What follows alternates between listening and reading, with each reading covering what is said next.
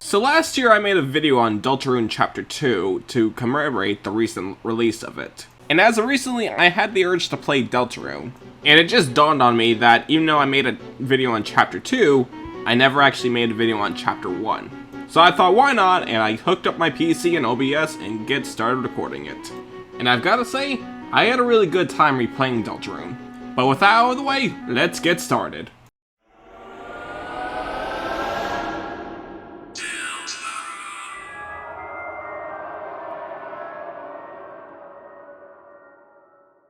After the massive success of Undertale, we wonder what Toby Fox would do next. Would he make a follow-up of Undertale, or try something completely original?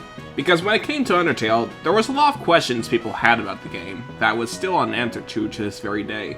So about 3 years after Undertale release, Toby Fox started to releasing cryptic messages on his Twitter. And this all led up to October 31st, where he posted a link to a mysterious website. Here you can download a survey program. But once you've opened it, you can... What the fuck? So once you start the game, you have to make your own character. You can choose a variety of customizations, such as the head, torso, and legs. Afterwards, they'll ask you some questions like, what is your favorite food, favorite color, favorite blood type? Wait, what? But anyway, so once you've created your avatar, it is immediately discarded. Because in this world, choices does not matter. And you better remember that quote, because that'll come up later on. Anywho, so this game takes place in a town full of monsters. You play as this human kid named Chris who is ready to go to school. Once he arrives, it turns out class has started without him, meaning that he's the only one without a partner for this class session. This is when another student arrives named Susie. The teacher then asks Susie and Chris to get some chalk from the closet. Once Chris leaves the classroom, he then sees Susie eating some chalk. She then realized she's been caught and almost tried to eat Chris's face off. Jesus Christ. Though luckily Chris still has his face intact, so once they reach the hallway, they then realize that the closet seems a bit off. Once they enter it, they couldn't find the light switch, and they try to go deeper into the closet, but then realize it is pretty much endless. They try to get out, but then the closet door shuts, and then they're transported into a different world. Wearing mysteriously new armor, Chris tries to traverse through this mysterious land. He eventually finds Susie, and then they found themselves in a mysterious town. In that town, they find themselves with a hooded figure saying that he's been waiting for them. He then explains about a prophecy about the Lighteners, but once he's finished, a mysterious figure appears and just yeets him out of existence. This is Lancer, and he is the antagonist of this chapter. After a quick fight, Lancer has been defeated and runs off. And after that interruption, the hooded figure then introduces himself properly. This is Ralsei, and he is the Prince of the Dark World. He needs both Chris and Susie to help seal up various dark fountains. Now the dark fountains are the main power source of the world.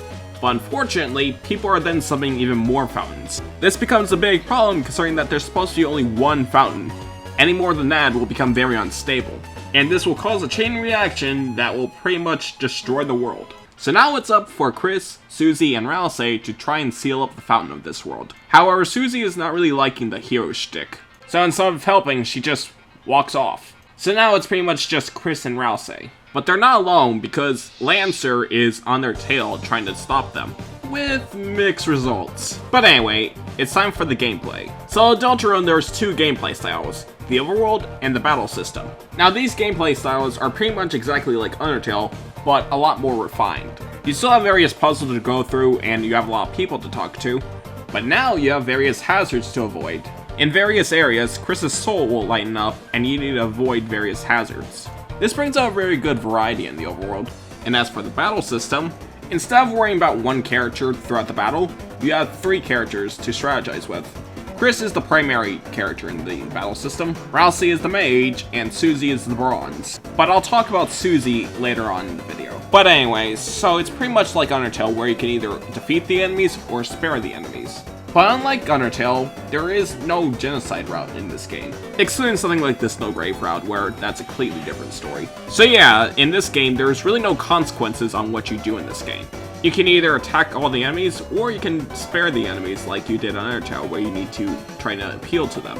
But if you try to make the enemies asleep, Ralsei can pacify them, which is pretty much like a spare.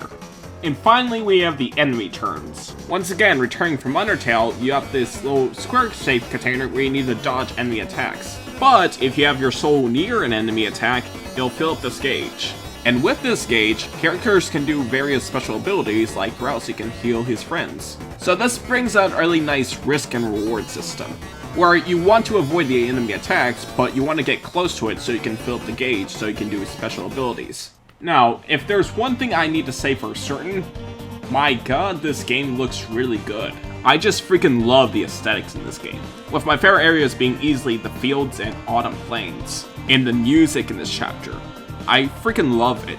It is easily my favorite soundtrack from Toby Fox, with my favorite soundtrack of the game being Fields of Hopes and Dreams. The soundtrack also has a really nice leaf motif of it. And if you don't know what a leaf motif is, it's pretty much if a soundtrack has similar notes to it, but different instruments. The only other games I can think of that has this kind of style of music is either Yoshi's Story or Pac-Man World 2. I wonder if Lancer would like Yoshi's Story. He looks like the guy who would like it. Alright, Lancer, I should go back to talk about them. So as you reunite with Susie, they try to traverse to the lands. Unfortunately, Susie is very uncooperative, which is something that explains in the battle system where you can control Chris and Ralsei, but throughout the game you can't control Susie, because she refused to cooperate with the characters. And she just doesn't really want to be the hero in this game. Later on, as Lancer is trying to do the supervillain shtick but is failing a bit, Susie decides to join Lancer and help him become a villain. And this is when things get really funny. I'll just say this real quick, Lancer is probably my favorite character in this game so far. He gives me a lot of Papyrus vibes where he's trying to be a villain but doesn't really know how to. In fact, you eventually try to give Lancer advice on becoming a good villain.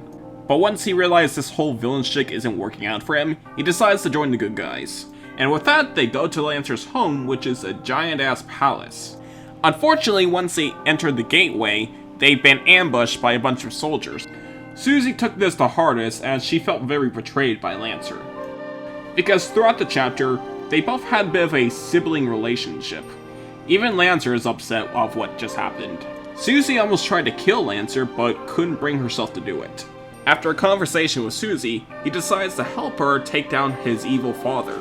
Susie then breaks both Chris and Ralsei out of their cell, and they climb out the castle to take down the king. And this is when Susie decides to finally be cooperative with the rest of the characters. But before we go up to the king, there is this mysterious door we should talk about. So in the game, there's three secret treasure chests that you need to find. And once you've collected all of them, you can unlock the secret door in the castle. Once you've entered it, you'll find yourself in this mysterious dark room. Wait a minute, where's my background? Chaos! Oh no. Holy sh**!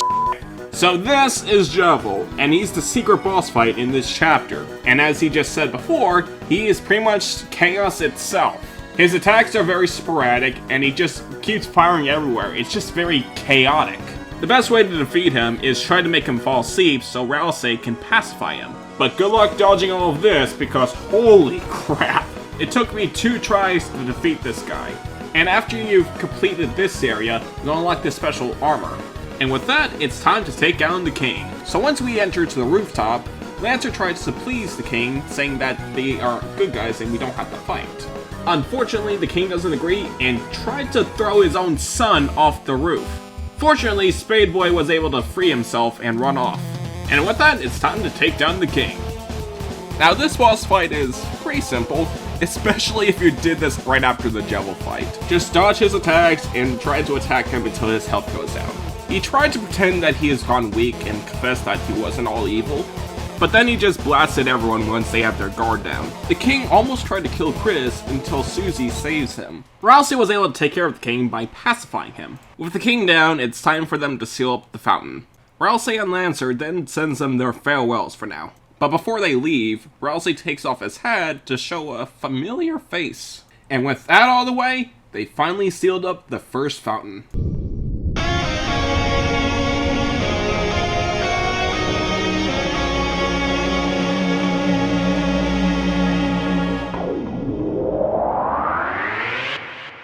Afterwards, Chris and Susie then wakes up back at the closet.